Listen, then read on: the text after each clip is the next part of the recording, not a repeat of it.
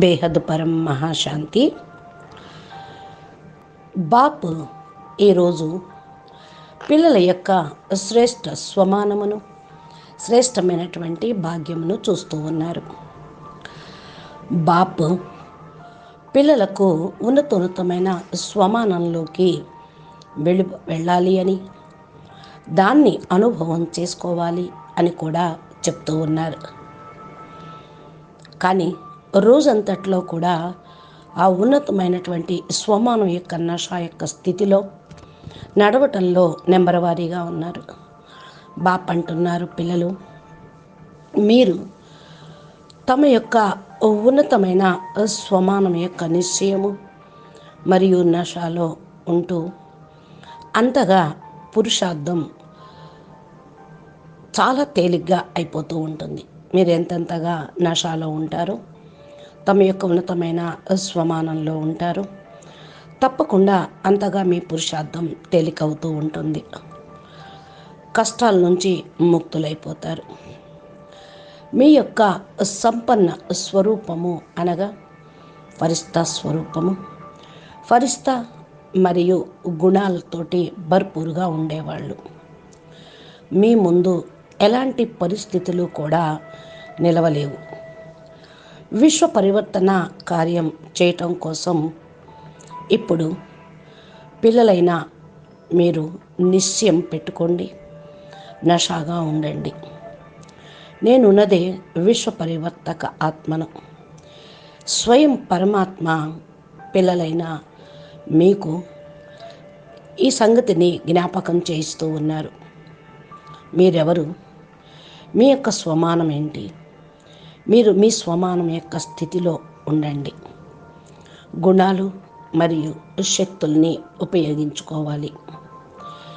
ఇప్పుడు మీరు తమ యొక్క దినచర్యలో ఈ అభ్యాసాన్ని పెంచుకుంటూ ఉండండి. స్మృతి స్వరూపులుగా కండి. లౌకికంలో కూడా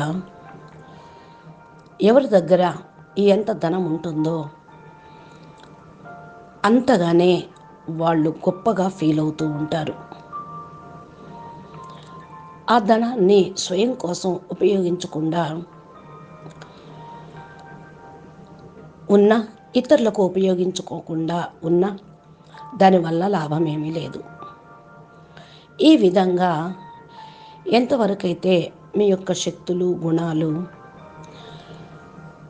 ఇమర్జ్ చేసుకొని ఉపయోగించుకోకపోతే తమ యొక్క బలహీనతతోటి ఓడిపోయినట్లే. అందుకని ఇప్పుడు విస్మృతితో స్మృతి స్వరూపులుగా కండి.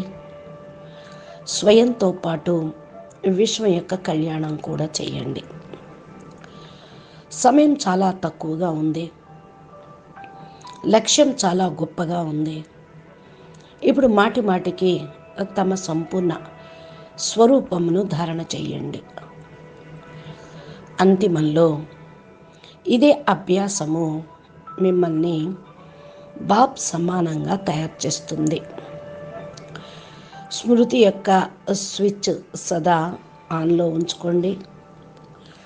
స్వయంను పరివర్తన చేసుకుంటూ సంబంధ సంపర్కంలో వచ్చేటువంటి ఆత్మలకు కూడా మీరు పరివర్తన లక్ష్యంను ఇవ్వగలుగుతారు. అందుకని విస్మృతి యొక్క సమయము వ్యర్థంగా పోగొట్టవద్దు. పిల్లలు అనుభవం చేసుకోండి. నేను ఆత్మ లైట్ స్వరూపమును. నా నలువైపులా శాంతియే శాంతి ఉంది. శాంతిలో ప్రేమ, పవిత్రత, సుఖము మరియు ఆనందము ఉంటుంది. ఇది గొప్ప ఆనందము. పిల్లలు తమ యొక్క మనస, వాచ, కర్మణ పైన అటెన్షన్ పెట్టుకోండి.